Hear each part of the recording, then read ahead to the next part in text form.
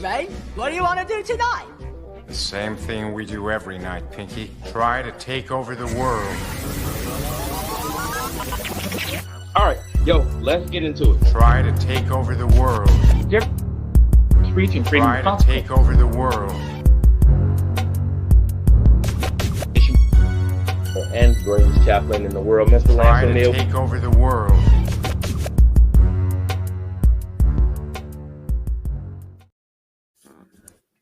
What up, what up, what up, what up, what up, world? We are back. It's another Sunday, and we are live and in full effect. It's your boy, KJ Bradley, and the greatest chaplain in the world. What up, Chappie? How you doing, man? Good. How are you?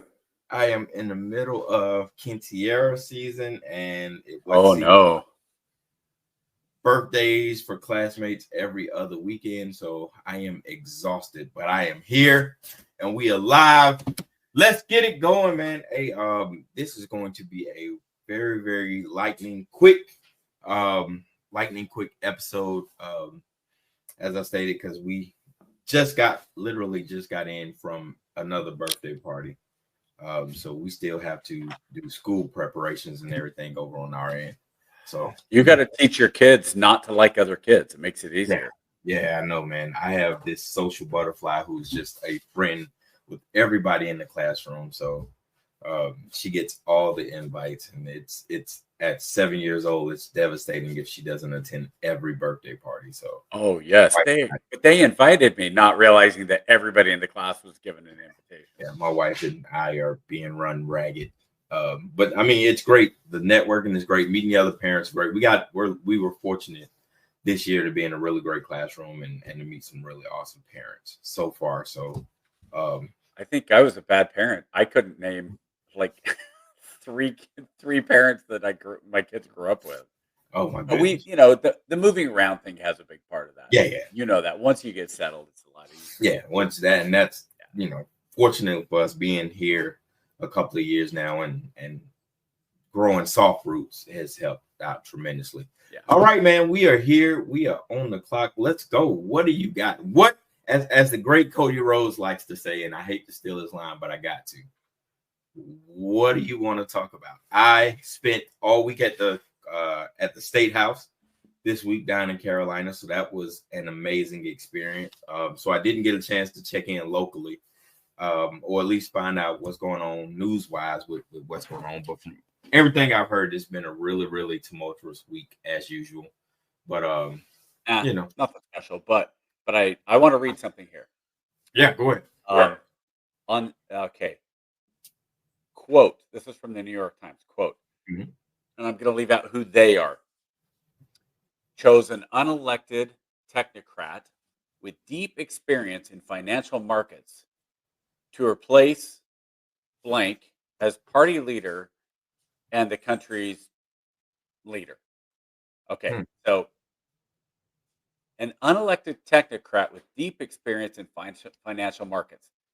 I don't want to hear Canada say another damn word about Trump when your Liberal Party just, again, that's the description from the New York Times, is an unelected technocrat with deep experience in financial markets.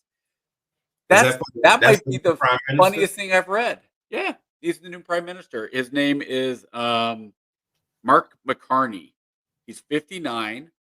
He steered the Bank of Canada through the 2008 global financial crisis and the Bank of England through Brexit, but who has never been elected to office, won a leadership race on Sunday against his friend and former finance minister, Christina Freeland. He won I'm just reading this. He won a stunning 85.9% of the votes cast by the Liberal Party members, and more than 150,000 people voted, according to the party leaders. Wow. He pulled 56%.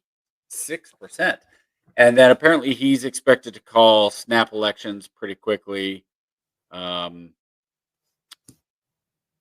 He said, so Americans should make no mistake.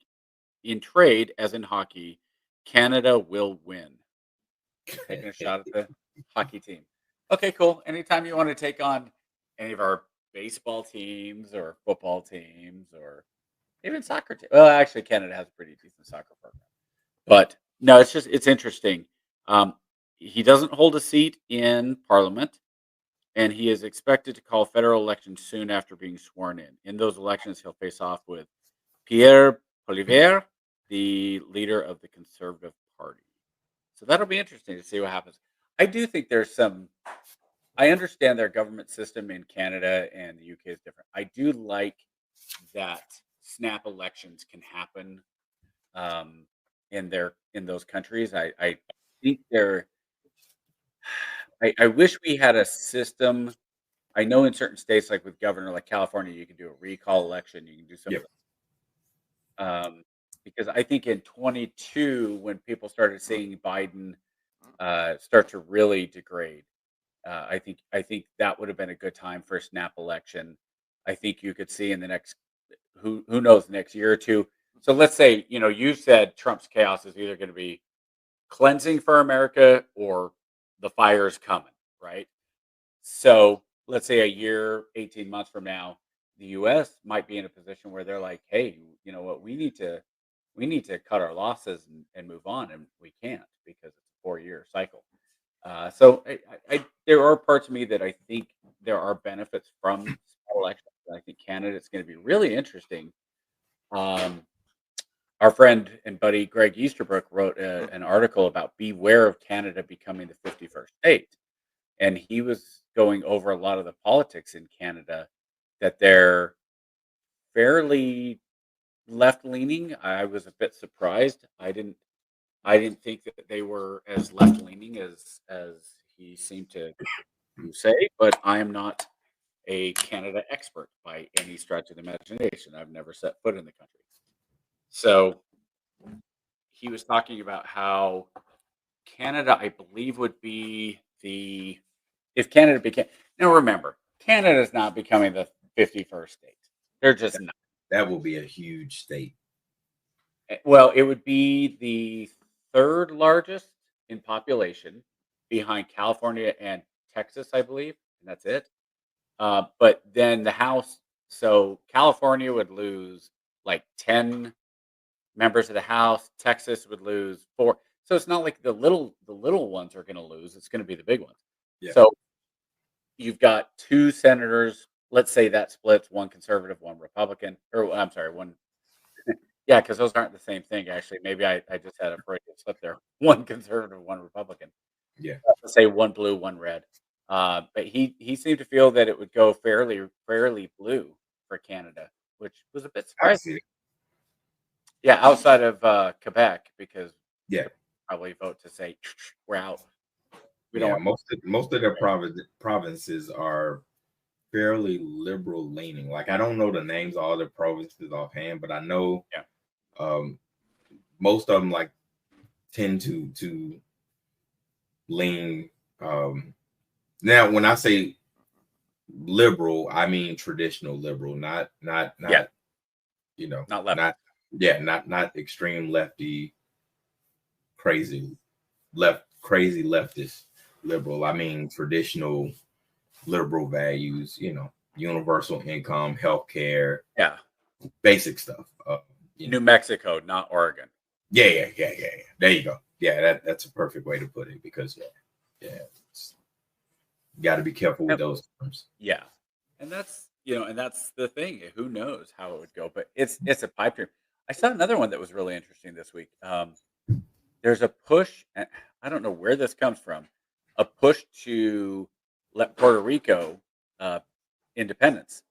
Um, I know they've had some votes on it, and they have voted to stay with the U.S. multiple times. Mhm.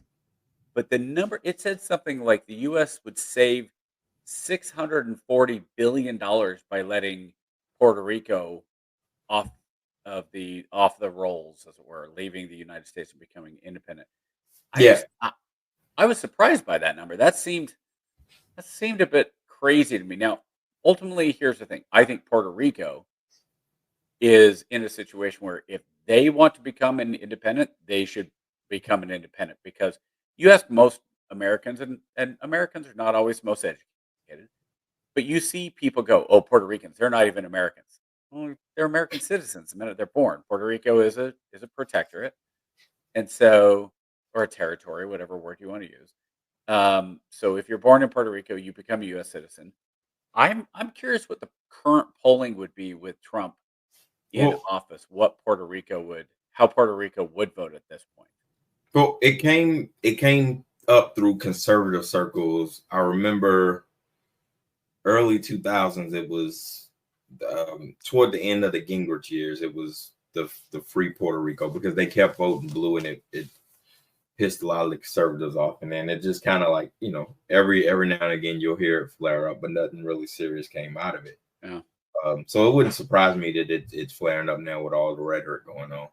Yeah, but it doesn't really matter because Puerto Rico Yeah, it's not literally really doesn't something. have any representation. Yeah, it's not really something that Puerto Rico is outright championed themselves. But it's always been one of those things like, hey, where can we save and where can we cut? And they've always been, on the chopping block. They've always been I guess a conservative pipe dream. Like, hey, they don't help us. They don't help our cause anyway. So we can, cut sling load and let them be, but I mean, a lot of it too is the same way with the DR, right? Like I'm saying the DR can cut ties as far as the subsidies and whatever we provide for the DR. Well, but the Dominican Republic is an independent country. Yeah, they're They don't independent. But follow. I'm talking about in terms of subsidies and providing assistance and stuff like that, and being able to That's foreign. Yeah, but that's straight foreign aid. It's a little bit different when you actually Yeah. have It's like, contractual obligations. Let's put it like that to Puerto Rico. yeah, Yeah, it's interesting. I think a lot of this stuff it's kind of like when Trump. Okay, I'm gonna go back to my old yeah, attack, which is the media. You know, I read an article on the Times that was talking about how Rubio was caught off guard by what Trump said during his it's not a State of the Union, but his speech last week, and he said, "Hey, but if it all goes badly, we can all blame Marco Rubio." And yeah, the he joint said, session, yeah, and it was funny because like the media was like, "Oh, did you see that? Trump took a shot at Rubio." And I'm like, that was Trump joking on his guy. That wasn't anything against Rubio. That was actually just kind of having a little fun. Goodness forbid, and that's when the Trump derangement syndrome comes into play, where it's like, you guys, not everything. How do you think that's literal when he says, "I'm going to make Canada the 51st state"? Like, if you're taking any of this serious, and honestly, I think the whole Canada 51st state, the only reason it got as much play as it did is because Trudeau reacted the way he did. I think Trump yeah, kind of did it as a joke, and then and so immediately Trudeau, oh, how dare you? And what was the next thing? Trump goes, okay, governor. yeah, I mean, come on, and there it took off from there. Trump's really good at just kind of poking people, and yeah, I think that's part of his personality. But would it be nice if if it was a little more playful manner that he did it? Sure, but I think in general, that's what he does. I think at I this think, point, yeah, Trump yeah, is who he is. It's just sure. you just got to weather the storm with that guy. It's not really. Now, meanwhile, I don't think he was. I don't think he was doing that with Zelensky. I think he was genuinely pretty ticked off at Zelensky, and I think the more you see what's going on with Zelensky, you start to kind of understand why. Now, you can clearly say, and I'm sure you do, you and our always First Sergeant Jackson both say, it didn't matter what was said. You don't act like that in front of the cameras with a world leader. Got it. At the same time, I think Trump has kind of had it with Zelensky going, look, you're on again, off again. You wanted to have a deal, you don't want to have a deal. You're going to sign the mineral rights, you won't sign the mineral rights. You have this press conference and you get pissed off at us, so you go to England and you say, fine, I'm going to go to my girlfriend over in England and we're going to be best friends. But then England's like, yeah, well, you want these shiny diamond ring, and I can't afford to give you the presents that you want. And so they come back and say, oh, okay, well, I'll make up with you, US. Will you have me again? And the US says, okay, fine, let's get hitched. And he goes, oh, no, I'm not sure I want to do that again. So Zelensky's, I think, been very flaky. And at the very least, I think what has happened. So Zelensky's, I think, been very. Oh, There's like good feedback. and Ooh, who's that awesome sounding guy? No, that was you. I got you in the echo. I had to. I know. I knew it was me. Yeah. But I just think that Zelensky. There's so much going on with the world right now, right? Okay, so we could literally just right now. Let me bring up a fourth one, and we are 15 minutes in. So we've had Canada, we've had Puerto Rico, we've had Ukraine, and we haven't even talked about what's going on in Syria, which could qualify. I mean, if you say we are going to kill all Christians in the country, does Mm. that not count as a genocide? Because right now, that is what's going on in Syria. The U.S. basically backed and said, okay, we're not going to back Assad because he's a bad dude. So we're going to back another group that is moderate, even though they've never claimed to be moderate. They are ISIS level fundamentalists. And we've backed them. And now when they get in power, they start rounding up Christians and digging mass graves and putting people in them. So yeah, we have not done well with our who we pick, and certainly we are not backing a moderate in what's going on in Syria. And it's really interesting to see the lack of coverage. Again, the New York Times, you're not going to see a whole lot on the New York Times on it, at least not that I've seen. Right now, the biggest headline for the New York Times on Syria is, and it says Syria's interim president calls for unity amid fresh fighting. More than 1,000 people have been killed in clashes in the coastal provinces of Syria, according to one monitoring group. And again, that's going in. They say clashes. That's people trying not to get killed because of their Oh, yeah. religion. Yeah. That's not clashes. That's, hey, leave us alone and don't kill us just because we're Christian. Well, it's kind of the same thing, right? Well, just walk the dog with me, right? You have your guy in Israel, Netanyahu, right? Who essentially says, hey, for the protection of Israel, we're gonna wipe out everything and everybody Hamas, right? And in order to do that, we're gonna clear out Gaza and we gotta clear out all the Muslims. We gotta clear everybody out, right? So one man's Christianity, one man's Christianity is another man's, Muslim. So if we're okay with wiping out Hamas and all the Muslims and clearing out Israel and being okay with backing Netanyahu, we can't then turn around and say, hey, Syria, you're wrong for wanting to wipe out all the Christians in your country. Like, or at least that's just how I see it. Like, Well, and by the way, the violence, and I read the story a little bit more. The violence is actually between those that are backing the new guy, Ahmed al-Shara, and those that were actually loyal to Bashar al-Assad. So that's the newest fighting. That's not the Christians, but the Christians are getting killed.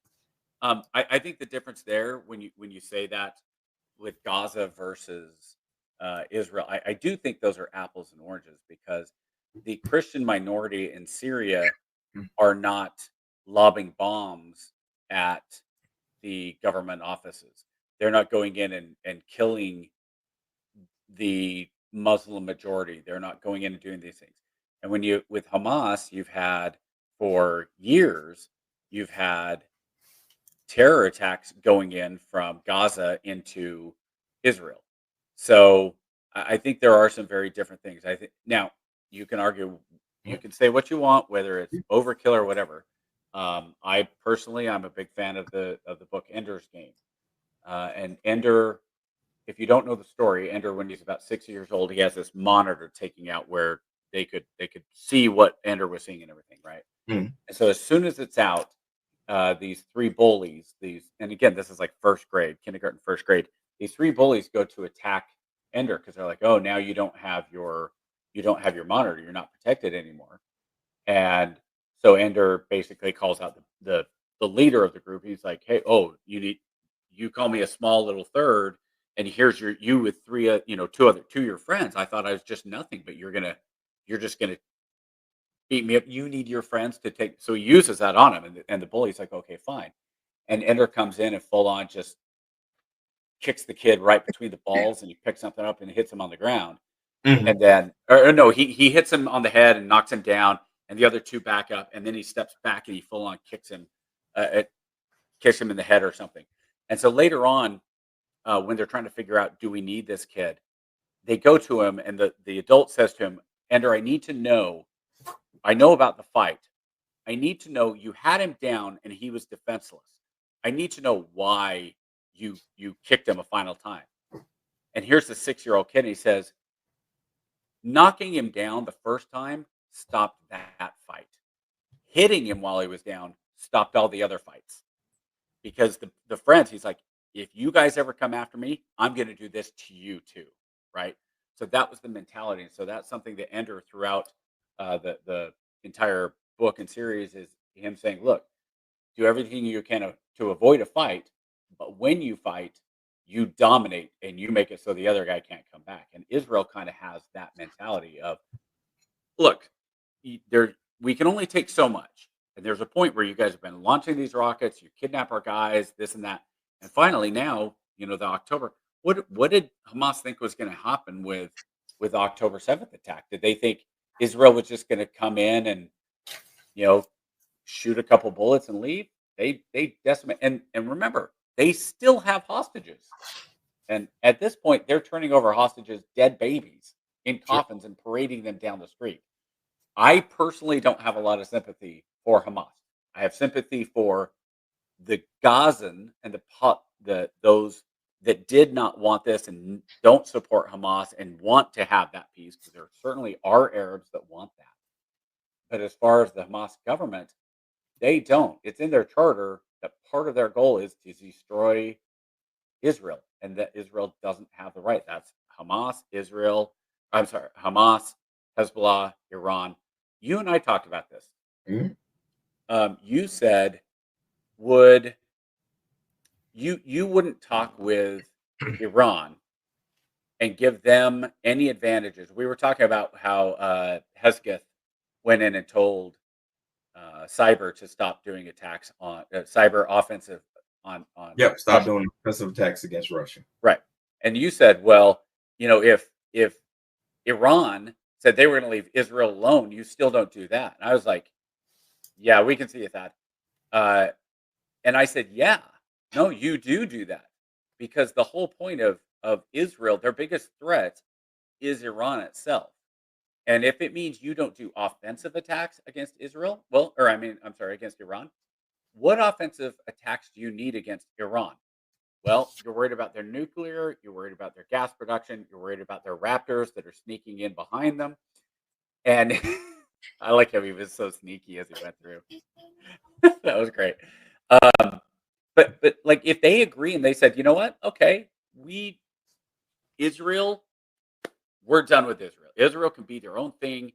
Well, that takes probably 80% of our reason to be against Iran away, because Iran is not going to strike the United States in any significant way. They'll pick, and unless they do something like they did in Beirut and kill 250 Marines or whatever the exact number was, the U.S. is kind of going to go, cool.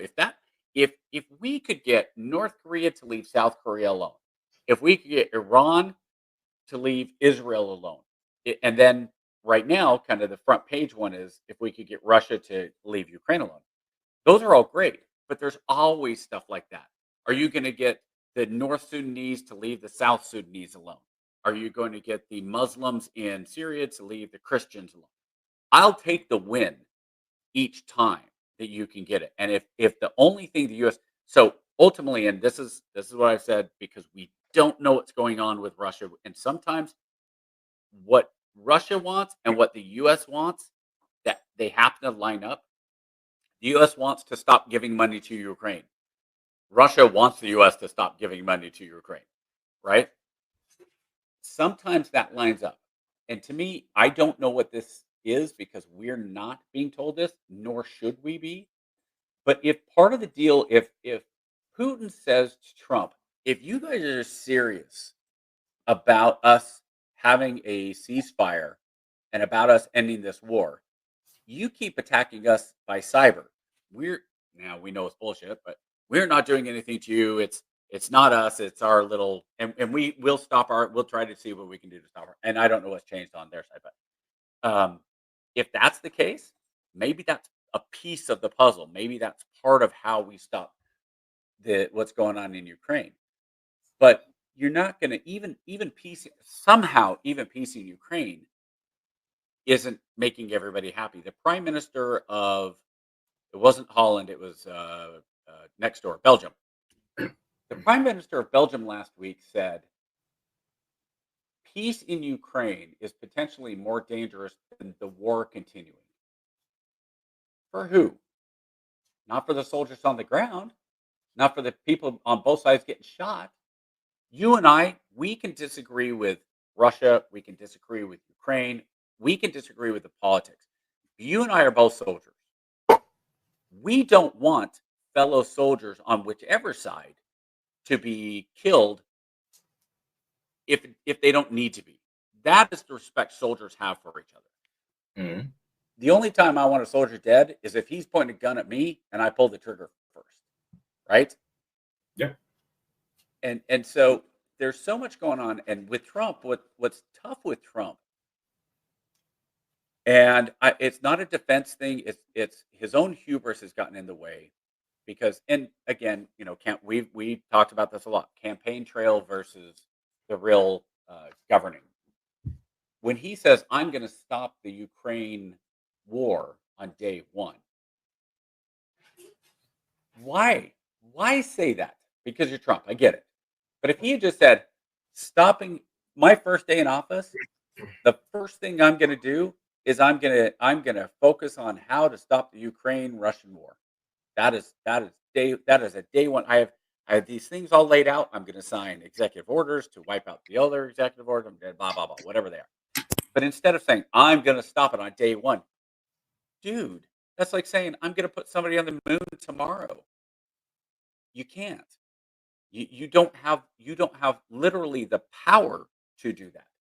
You could threaten right now. Trump could threaten literally right now. He could call Putin up and say, if you don't sign a peace treaty and you don't pull out of Ukraine, the United States will start bombing you tomorrow. That's not going to end the war unless Putin decides it is. Because Putin just as easy can go, Mr. President, I have this red button here too. I don't have two keys. I've got one button. So do what you must, but I do what I want to do. So as much as Trump has that blather, and that's part of his why part people voted for him too. It's also what gets him in trouble with people who are not MAGA and people who say, okay, well, I see this a lot. Did you vote for this? Is this what you voted for? And I say, yeah. A lot of people say, yeah, this is exactly what I voted for. The problem is, you can say this is what I voted for, but you can't at the same time say, and I saw one of the press secretaries, I don't remember which, brunette, pretty girl, I don't know, she was talking, a pretty woman, and I don't know who she was the spokeswoman for, but she's one of them. She's one of the press secretaries. And she said, that's one thing that people like about President Trump. He does exactly what he says. And it's like, yeah, but you can't pick and choose.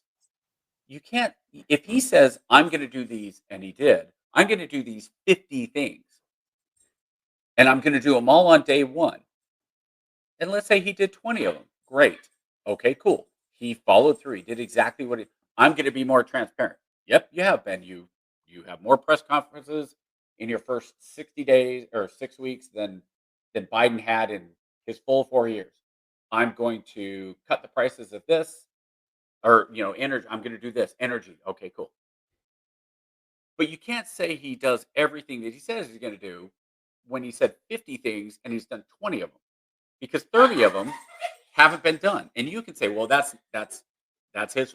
It's out of his power. Well, then you don't say it. You don't push for things that aren't in your power. Shutting down the border, I think he's done a great job. There's lots. Again, Jackson said, what has Trump done that you like? And I had a whole list. It's on my Facebook.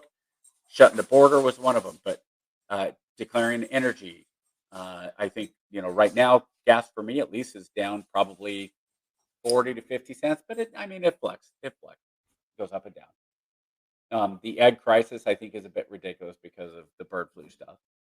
But there are things that I really appreciate that he's done. But some of the stuff I don't appreciate is again not when you promise things that you don't have the power to do, and then you're getting cheers for it. Now you cut off President Trump. I give him credit. He said he wanted to stop the money flowing to Ukraine. Awesome. I'm with it. But part of the problem that we see is this thinking of if we don't spend, this is me, this is a fiscal conservative versus I think the moderate or even the left that they say, okay, well, if we don't send $50 billion to Ukraine this year, then where can we spend it? Where can we put it? Who are we going to spend it on? What special project? And as a fiscal conservative, I say, no, not sending $50 billion to Ukraine means not spending $50 billion at all. Don't spend it. We are so far in debt, unless you are going to, like you and I have talked about, unless you're going to basically rewrite all of your loan agreements with the Fed, you're going to audit the Fed, you might as well just start pencil whipping the debt. You might as well at this point, unless you're going to get serious about it and take the savings. And when a couple weeks ago they were talking about all the Doge savings are going to give checks back to the American people. No, I understand you're buying votes at that point. Got it. Don't. It's no different. Look, it's no different than Biden promising the cutting the student loans and doing this and this. And I'll be upfront. I benefited from that student loan. That's a little different because the way that differs, just for clarity, the way that differs is the guys that were doing the student loans were charging outrageous interest. So they had paid back the principal. Most of the people who have gotten released had already paid back the principal. But what was excused was the enormous amounts of interest that the companies were collecting on that debt. So right, but the big part though, it still was just a matter of, hey, we're giving you debt relief, right? So it's buying. Yeah. Which is but that part matters though. So like when like there's a difference between I'm gonna give you $1,500 of money that's gonna jack, that under the premise of we're saving money, knowing that it's essentially just a bribe to make you feel good, knowing that midterms are coming up, as opposed to somebody saying, hey, we're not going to allow these banks to, basically railroad you with these, enormous interest fees. We're going to forgive these interest fees and get you on a faster track as long as you pay back the principal. So but at the same time, if you take out, nobody forced you to take the loans out. So there's that. Now, for me, I'll tell you this, for me, the reason I benefited from it was what's supposed to happen is if you pay for 120 months, which is 10 years, and you're in a government service, if you're military, you're a firefighter, you're a police officer, whatever, if you've made 10 years worth of payments, whatever's left is supposed to be written off. And when I filed for it, they went, well, no, you had a different type of loan. It's like, what do you mean I had a different type of loan? It's a student loan, isn't it? So they were kind of screwing me over with the technicalities of it. So I finally, when this came through, I went, okay, I'm not getting bought. To me, it's like, that was the promise you guys made as far as years ago. I think Obama was originally somebody that came out with that deal. Yeah. But ultimately, I don't think, again, we should be spending money in a lot of ways. Now, the other thing is, this is another argument that people don't quite understand on the right. Foreign aid. People look at foreign aid and they say, oh, it's just a waste. We shouldn't be spending any money to anybody else. Okay. Well, one, the left will say, most of our foreign aid, or the largest dollar sign goes to Israel. So how come they get it? And to me, I say, well, it's because they're the only democracy in the entire Middle East. And they're basically, They're on their own. They're on an island. But whether you believe that or not, I will say, as far as foreign aid goes, I don't know what the number is anymore, but it used to be we gave Pakistan about $10 billion a year in foreign aid. And people got really mad when it turned out Osama bin Laden was hiding in a compound in Pakistan. Gosh, that was over 10 years ago now, right? That was like Mm. 10, 12 years ago. Yep. And people started freaking out. They said, well, if Pakistan knew that Osama bin Laden was in our country and why are we sending them $10 billion a year when they didn't tell us? And I'm sitting there going, you guys, the reason we send $10 billion a year to Pakistan is so that they don't launch nuclear weapons against India. That's basically it. Like, you don't blow up India and start World War III. We'll give you some money. Just don't do it. And Pakistan goes, okay, we could use $10 billion a year. That would really help our economy. That'll keep our people relatively happy. That keeps our stuff going. And India is going, yeah, okay, you're going to give them $10 billion to not fire a nuclear weapon on them? Cool. We appreciate that. So keep that going, because otherwise, that's a significant problem. So there are certain things that we essentially, with our foreign aid, we are buying favors with our foreign aid in general. And it's not just, we're not getting something for nothing. In most cases, don't get me wrong, there's lots of reasons that foreign aid could be reduced. Lots of places it could be reduced. You and I have talked about USAID. A lot of that goes to NGOs that aren't necessarily doing much more than money laundering it. But there are things that make sense. And so, with the world on fire and the world going the way it is, I kind of actually appreciate, to some degree, Trump pulling in the reins and saying, all right, we need to stop taking care of everybody else. I know people look at the America First statement and say, well, that's what Hitler said. He said Germany first. It's like, you guys, I would hope that, honestly, every country, especially when it comes to espionage, every country looks at themselves and says, we're the most important country in the world. Whatever anybody else does, and self-defense, I don't care what anybody else does, as long as I'm taken care of. Think China cares about anybody else? No. China wants best for China. North Korea wants best for North Korea. Madagascar wants what's best for Madagascar. You could go across the board. As You they should. can even go, you can even go in the U.S. You don't think that Utah wants what's best for Utah?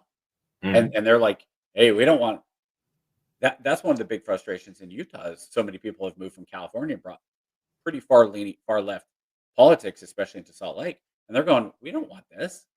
Well, how do you do that when you have population that throughout basically take a marker, go from Northern California on the West Coast and draw a line straight down, and everybody on the East is basically a conservative, and everybody on the coast is a liberal. And there's so many people in San Francisco, LA, and San Diego that the people in Fresno don't get a say on anything. That's got to piss you off. But just like I say with anything else, you don't like it, you can move from California. You can move to Texas. You can leave. If you don't like what's going on, go somewhere else. We like Georgia. We may end up back in Salt Lake. There's a lot of things about Salt Lake right now politically that I'm not a big fan of. But where does family and job and where's it all balance out? Yep. So, you have opportunities. Like you said, you have soft roots right now. Yep. When is your PCS looking? You're in a situation as a spouse where you're like, we could get PCS this summer or next winter or the winter after that, and we don't have any control over where we go. You could end up in Nebraska, in South Dakota, in anywhere. Now your wife's Army, right? No, she Air Force. She's the Army. Army. Okay. For some reason I was thinking because you guys are on an Air Force base. But again, you're easily could get stuck somewhere you just don't want to be, and the Army says needs the Army. Hold tight. That's where you're going. Yep. So sorry, that was a lot of ramble there. Ultimately, most people have the opportunity to move where they want and all that, but going all the way back, I do think even what we kind of started with Syria, I think the Christians in Syria need to be protected a little bit more than they are, a lot more than they are. I think the Ukrainians, the best protection the Ukrainians could have would be to come to the peace table. Um, Canada, hey, look, Canada's having elections. It's going to be really interesting to see what happens with Canada in the next couple of months. I don't know. I'm curious because they did not like what Trudeau has been doing. Especially, I think, even though it's a war of words with Trump, and I think they, of course, are going to back Oh yeah. any Canadian over Trump, and just like it doesn't matter, if there's a foreign leader that I think is getting over on Biden, I'm still going to support Biden because I want my country to be the best country it can be. Yeah, of course. I'm not going to be backing whoever over Biden, especially if I think it's going to hurt the U.S. Yeah, California. I think California is really all the way since Reagan left. Is when it kind of, but it's had some Republicans governors since then. But the state and the legislature have gone pretty far left, and I don't think Arnold Schwarzenegger, although a Republican, was anything near a conservative. So I think the Republican, I mean, the state legislature was mostly Republican as well too. So it's kind of back in the day, it went back and forth. Yeah, but now, so it's kind of like, all right, like, yeah, it's cliche to blame one another, but like, when you go back, all I'm saying. yeah, I'm saying when you it's go back- cyclical, but yeah, in the yeah, past, yeah. I'd When be you go curious back what and the House. It's like curious what the House is Congress gonna now. do. Like I saw a post the other day where Massey. I don't know if you've been following Massey. I'm really I was a fan of Massey beforehand because he's one of the few true conservatives left in Congress who are just, like he's a Republican, no doubt, but he is a fiscal conservative, like traditional fiscal conservative, right? And during the speech, he sent out a tweet which was really funny. He said, Congress is standing up cheering for Doge cuts that were approved by Congress. And he's like, and it's just the irony in it all. And you know how I feel. About Congress in general and how it's just a cesspool of just grifters who are just in there to get rich, and they can give two shits about legislating anything for the republic. And it's just it's a breath of fresh air to see a guy like Massey come up and say, hey, look, man, we're all for this, right? And now you're starting to see more Republicans kind of do a soft pushback. I wish the leadership would be more honest about what's going on. But I've come to realize that with the blue team in shambles, they don't know which way is up right now. They're just dog and pony show, and they're just a big shit show, to be honest with you. And the red team is they're so afraid of Elon's money. They don't know how to speak on their own, that it's just going to be a mess. And the only people that are going to suffer for it is going to be the American populace. And that just really pisses me off even more. Well, and that's why I go back to the need for a 28th Amendment, that Congress shall pass no law from which they are exempt. Why is Congress not? Why are they exempt from SEC insider trading? They won't. So I figured this out, and I've wargamed this. You can get the 28th passed without congressional approval, but it's going to take 2/3 of the states. Yeah, a constitution. Oh my gosh, what's it called? Once again, my old brain moment. Constitutional Congress. Yeah, but the problem is, well, not the problem, I guess. In this revolutionary administration, if you will, and you have a republic that is more than 2/3 Republican governorship right now, it can easily pass. And I think you'll even have Democratic governors who support the amendment if it were to be presented. However, I don't believe this administration is genuine about making change. I think they're they're about making change, but they're about changing the way they can fatten their pocket and soften the landing spot for their ventures, which is cool. I mean, every administration tries to take care of their people, but this is going to be more painful. One thing I will push back on that. I think people have made this point more eloquently than me is if Trump really was in this just for the money, he didn't need to run again. 47 doesn't make any more money than 45 and 47. No, 47 ran for president to avoid the 38 felonies he was facing. We can war game it all day long, but had Trump not won the presidency, he'd be in jail.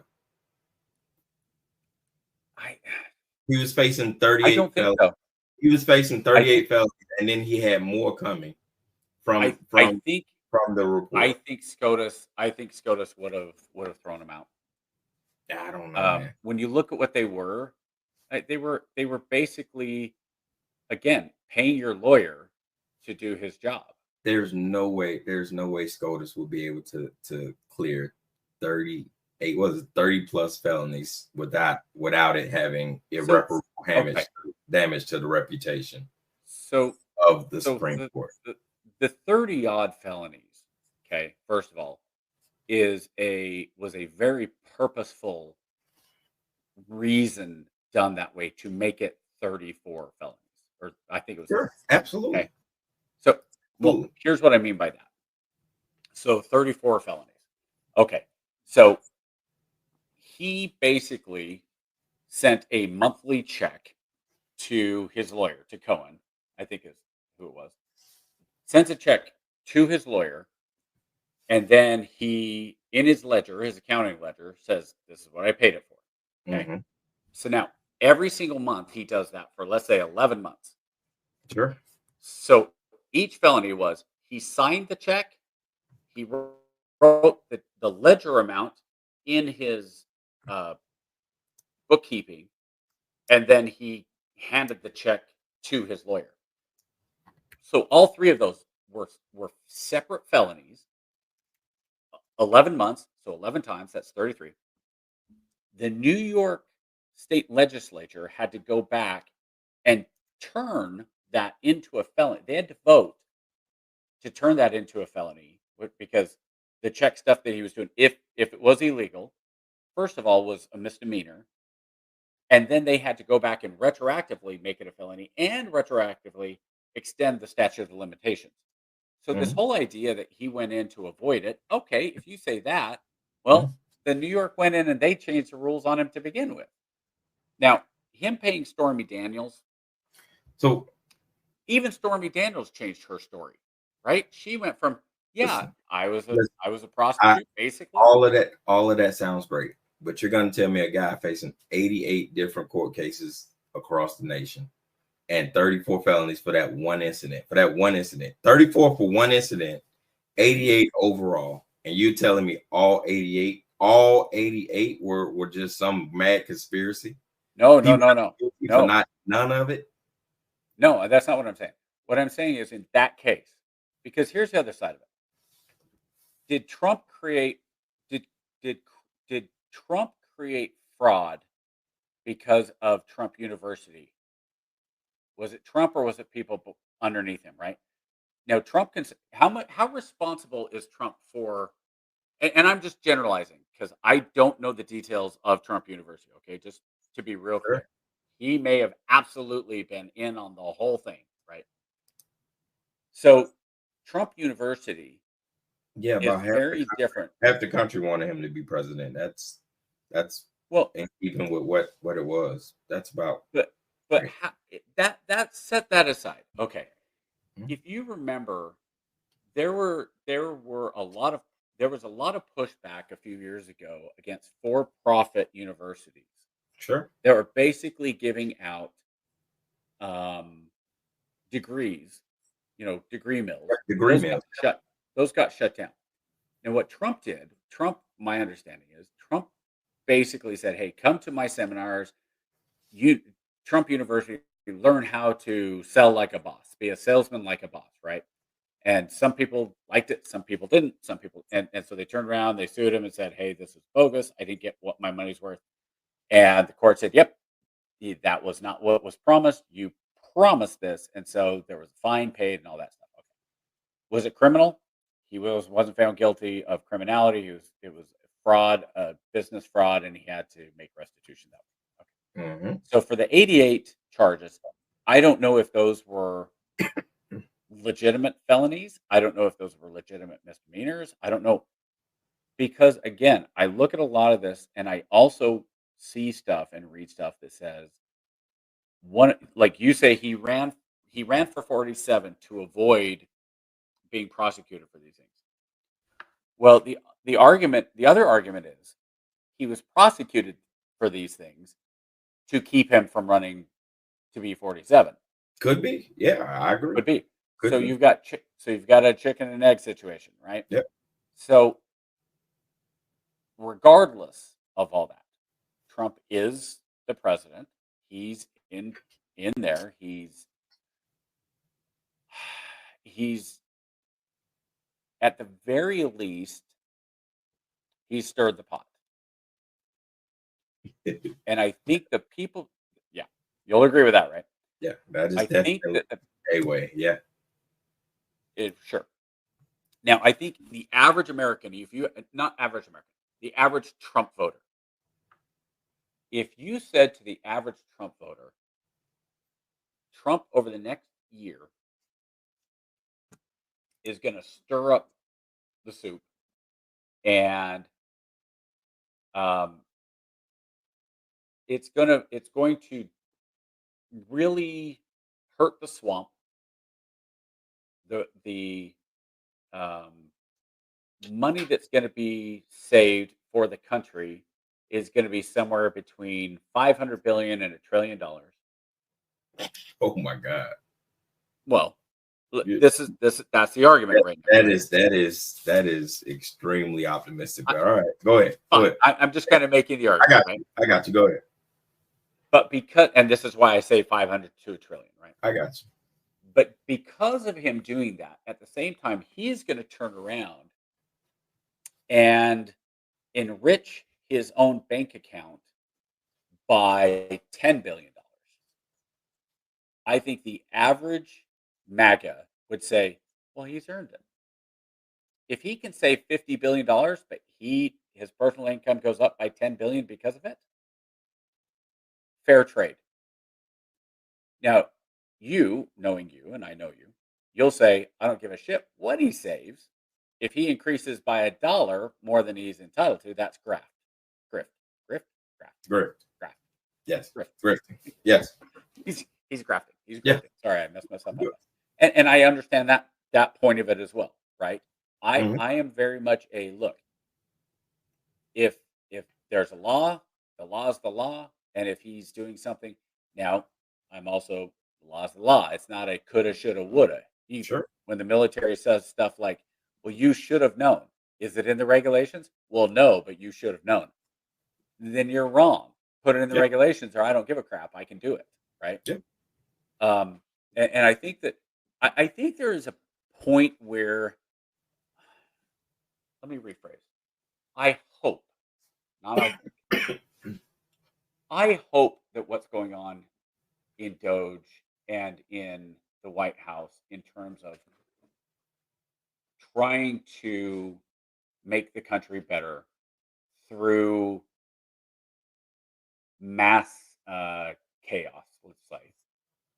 I hope their intent truly is we are going to come out on the other side a better country.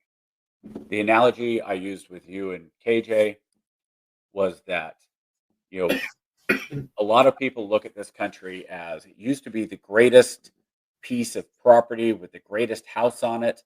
And over however many years, the lawn has stopped being taken care of. The fence has been blown down. The weeds have come up. The paint's been peeling. The power line in the back is hanging. There's cockroaches in the house and rats all in the house. And it's all but unlivable. And so when you go in and you start cleaning it up and it sucks, that some of the flowers are going to get pulled up with the weeds. And those are the good people that are trying to do the right thing. And that's tough. And my cousin actually said, "Yeah, that's all great. You feel that way, but what if you're one of the flowers?" I said, "Yeah, that sucks. Trust me, I feel for them. But as a whole, you got to start somewhere. And if you're driving by that house, you don't look at that house and go, 'Gosh, look at that horrible house.' But boy, there's a couple pretty flowers down there right along the edge." Mhm. You say, "What has got this house? Why have they let this house go?" And Trump at this point, and Doge, to me at least, they're coming in with the weed whackers. And they are the very first thing is you gotta be able to get to the house. And they're whacking their way through all the weeds and the overgrown grass and the lawn and starting to they're trying to fix the fence. That's a Yeah. great analogy for the border. Yeah. They've come into the house and they've thrown the windows open and they've thrown the doors open and the cockroaches and the rats are scattering. They're Yeah. not gone. They're scattering though. Mm. So now the next step will be, okay, now what can we focus on? Now we need So to focus on the little things. You've got that's you've got that's 4 minutes. So you get the last 4 minutes as last you're good. thoughts and call No, it a night. that's a great analogy. But let me just leave you with this. If your intent is to go clean the house up, do you go into a stranger's house without their permission and just start cleaning their shit up? Or do you follow protocol and get permission from the people who own the house first? Do you He follow was protocol? invited in, but he No, was no. invited in. He was invited in, right? But if we were to take that analogy, right? I'm going in, I'm fixing the fence, I'm doing the yard and stuff, right? Congress, right? Congress is the financial manager of that house, right? So if Congress says, "Hey, we have no problem with you doing that," the people want you to clean the house, the neighborhood wants you to fix the house. We all agree that the house is in disarray. We champion you fixing the house. The only thing we ask is, "Hey, man, if you're gonna spend some money here or if you're gonna cut money here, just let us know." Yeah. That should be a reasonable ask if you're going to do that type of remodeling project. And I don't see why there should be pushback for someone asking for accountability. If I am in charge of the checkbook, right? Given regardless of how it works, you may think that I do a horrible job at managing the account. But if it's my money and I've been entrusted to manage the finances of this estate, the least you could do is show me that respect and come in and say, "Hey, man, look, you're spending way too much money here," or "I don't think you're spending enough money here. We think we can save you, money if you don't spend money here." Like, you know what I'm saying? Like, why are you Well, paying for a gardener who's not coming to garden the yard? You've been paying for this gardener to come fix your yard. He hasn't shown up in a year and a half. We think but the you can cut pushback, that funding. but the pushback there is you guys, Congress, you've been instrumental in letting this house get run down. So for you to turn Nobody, around and say you don't like how we're doing is you've been part of the problem for the right, past 20 years. right. But and that's where guys like Massey come in. It's not that they're against what they're doing. It's just saying, "Hey, man, listen, we just want to see. We're with you. Matter of fact, we're gonna support you. Just let us, we got you. Hey, we understand that mistakes were made, but show us." You know what I'm saying? And I don't think that's Yeah. unreasonable.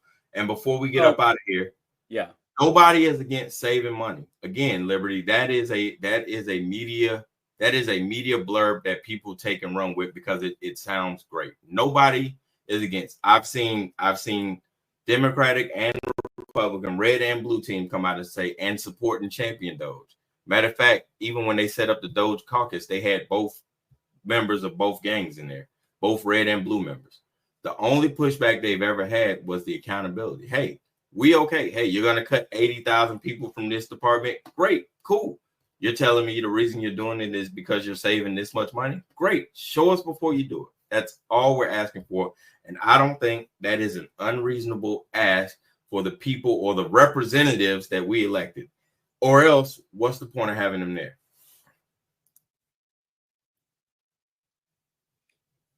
Liberty, I agree with you, but That is not the major money. Maybe we need to talk about this next week because we got a hard time for KJ tonight. That is it.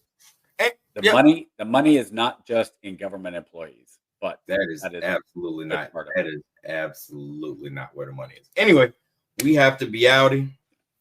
We have to be outie, Liberty. This was a quick show. Hope to see you next week. For everybody that tuned in, thanks for coming by. We will see you guys same bat time, same bat channel. We are out of here. If I can get it to work. Chief, mate, what do you want to do tonight? The same thing we do every night, Pinky. Try to take over the world. All right, yo, let's get into it. Try to take over the world. Try to take over the world. And greatest chaplain in the world, Mr. Lance Try to O'Neill. take over the world.